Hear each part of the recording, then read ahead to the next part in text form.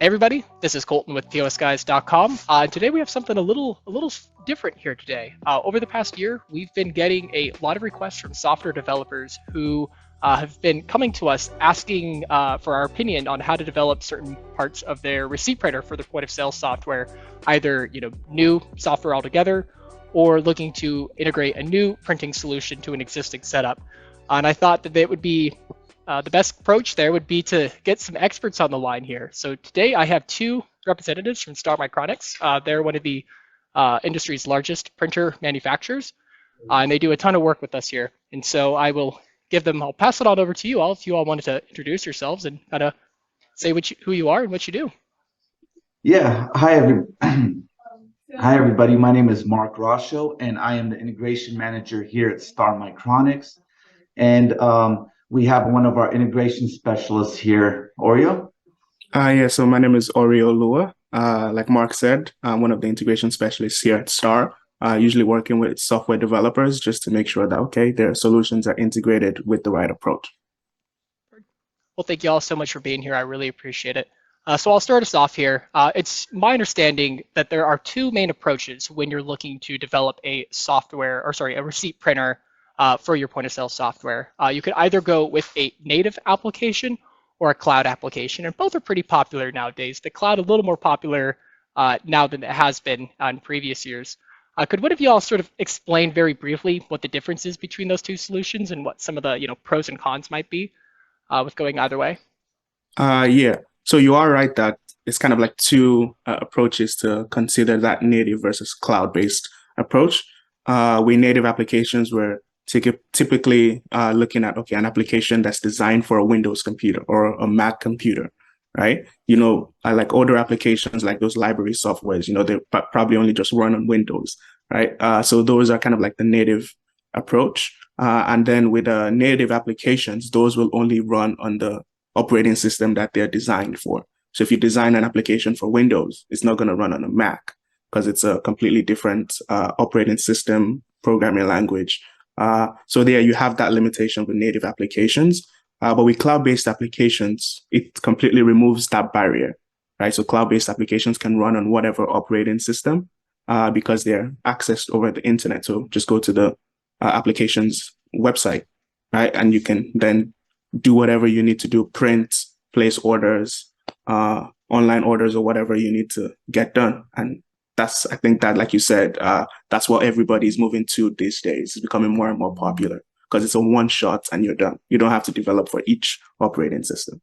Perfect. Well, that makes a lot of sense. So I want to dive in a little bit more on both of those and kind of break them down a little bit because those are sort of big subjects. And so for the sake of clarity here, I think it'd be best to start with native applications because I know that's what a lot of people are familiar developing with.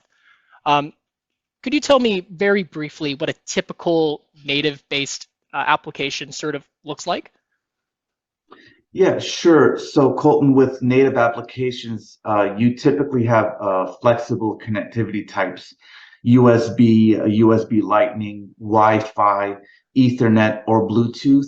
And then more recently, you'll probably see the USB-C, which Android currently uses and iOS is migrating to. With USB-C, you have power delivery and a faster communication. And then the differences between Android, iOS, and Windows. Typically, Android, the devices are more cost effective, and users like that.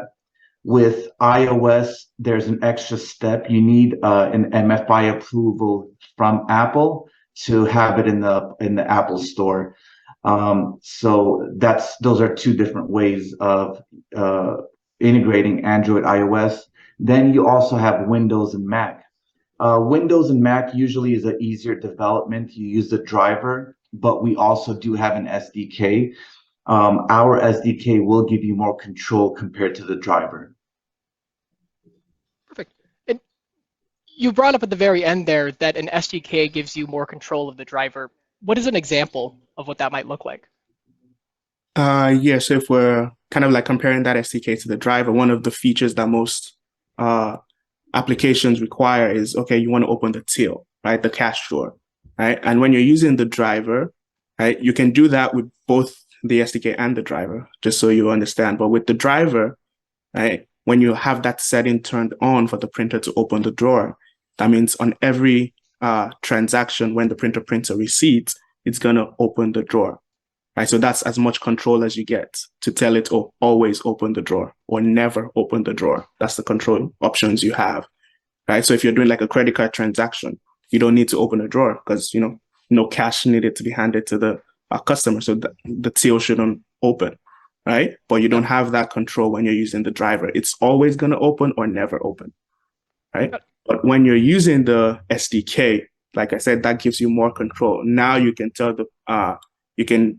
the application to send the command to the printer to open the drawer only when it's a cash transaction, right? And when it's a credit card transaction, then you don't include that command to open the drawer. And that way, the drawer will only ever open when there's a cash transaction and change needs to be offered to the customer. So yeah, that's one of the easiest examples to get you understanding why the SDK has more control than the driver. That's a really good example, actually. I've been getting a lot of requests lately from developers looking to do something just like that, and from a lot of end users as well. So that's a really good example. So sort of taking us a step back here, so back in the day, right, Windows was king. Everybody had a Windows-based application. That was sort of the bread and butter. And then we started to see these iOS applications pop up. And then, Marcus, you had sort of talked about before, now Android is really big. And so it's kind of at this point now where customers, the people that are using the software are expecting to be able to use that software from any device that they use. That's kind of the set expectation or the gold standard. And I imagine with the native setup, you must have to develop a separate printing application for each type of device that you want to run on. Is that correct? Yeah, so I would say it's partially correct, right? Not like that's it's not a hard requirement to create a separate application for every of those platforms, right? Something that's becoming popular these days is cross-platform programming language like React Native. You have the .NET Xamarin or .NET MAUI now, since they moved from Xamarin. But with cross-platform applications like React Native, you can it's one programming language, and with that, you can use that application on Windows, iOS, and Android. Yes, you are still creating 3 separate applications, but you're using one programming language, right? And that makes things easier, right? So one application, you already have it created for iOS that can easily port to Android because it's just a wrapper around that the programming language uses, right, to make things work on the other operating system. So you are kind of right that you want to develop for each separate operating systems, but that has become easier now, right, with this cross-platform programming languages. And usually I say it depends on what your solution is, what exactly you have in mind for this solution, right? So it's usually best to, reach out to, like, you can reach out to POSGuys, right? They will get you in contact with us, or you can reach out to Star directly, right? And then we would speak with you to get the entire scope of the project and then kind of like go over what the best approach would be to develop a solution. Yeah, that's a really good point. Okay, so then kind of keeping that in mind, let's take another step back and let's take a look at that other type of setup that we were talking about before, which is a cloud application. Could you break down for the people watching this, what does a typical cloud application look like and how does it work? Yeah, Colton. So cloud-based applications are usually hosted on a web server. They can be accessed over the internet. The biggest differences between cloud and native being that native needs direct communication with the device or the same network. This isn't a requirement of CloudPrint, as any device, including the printer with internet access, will be able to communicate with the server directly. So typically there's 2 ways of connecting a printer to the internet. One is Ethernet, and then the other is Wi-Fi. Now there's going to be a third way of doing that. Star has created Tetherland. So Tetherland is for devices with a cellular application. This means 4G or 5G device, tablet, cell phone, or hotspot. Now that device can provide internet access to the printer via USB cable. So no need to have it a network hardwired or Wi-Fi. a 4G or 5G device is going to start being able to do that. And this is great for franchises who want a turnkey solution, just opens up the options for them. Oh, that's a really good point. And I think imagine then that gives the end users a lot more flexibility with how they want to lay out their stores. And in this kind of day and age where end users are expecting to be able to use the software in a number of different ways, and how the changing landscape of what a retail or a hospitality Yeah, application looks like. Something like that's really important for our people. yeah, Um, absolutely. so let's we've been in the weeds a lot, technically speaking. So I wanted to kind of get us out of that for a moment. Uh, I know I see a lot of software developers and end users make some common mistakes, but I'm interested to hear from you all, since you are working with these software developers every day. What are some of the really common mistakes that you're seeing ISVs making when they're starting to develop their software to work with your printers?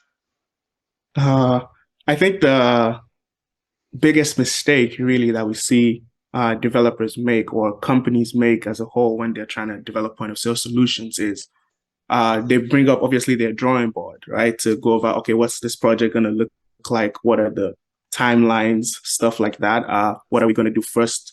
And arrange the process for the workflow, right? But they never bring the printing portion in until the very end, right? So I don't know if it's that it never crosses their mind that they're going to want to print receipts for customers, but we typically see developers reach out to us when they're in that final stage. They finish developing everything, right? And now it's like, oh, we got to print a receipt.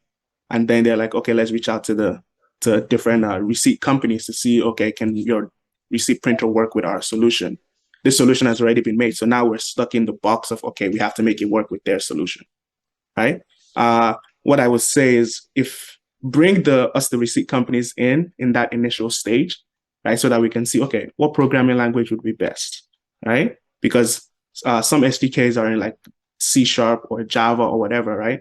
And if you're using something completely different, then now you're forced to go find like a third party library outside to get your application to work with the printer.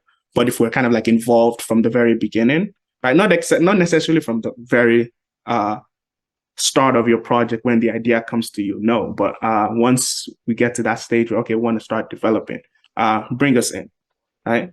Our integration team usually kind of helps support the entire integration process. So the earlier we're brought on, the easier things get. Yeah, that's a really good point.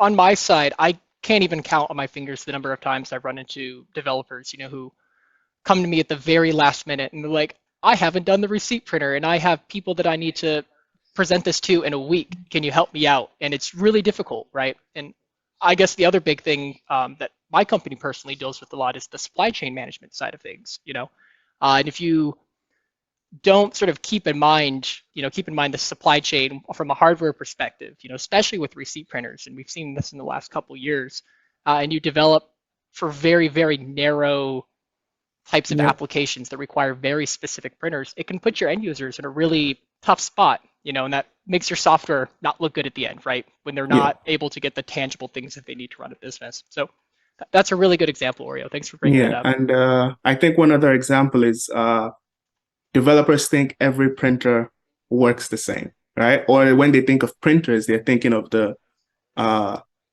document printers, right? Like the HP LaserJet, because everyone is used to like an HP printer, right? Everyone went to school printed with like HP printers. You have to go to the library to print stuff. So everyone is thinking of printers in that way. But that's not exactly how receipt printers work. They have the emulations that they use, the kind of commands that they understand, right? Some printers are image only. Some printers support text, right? So these are things you need to consider when developing your application, because the final format of the content of the receipts determines what printer you use, right? Because if when you're developing your application, you're generating the contents as images, then you can use an image printer. But with that, you can use a text-based printer, right? So those are the little things to consider as well before choosing a printer or how best to generate the data for the receipt. Yeah.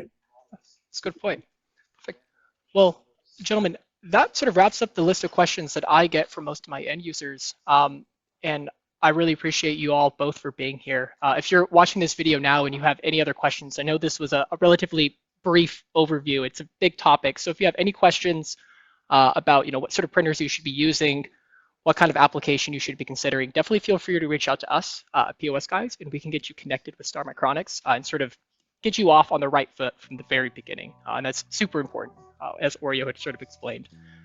So with that, thank you all so much for being here. It's been a pleasure to have you. Yeah, thank you so much, Colton. Appreciate it.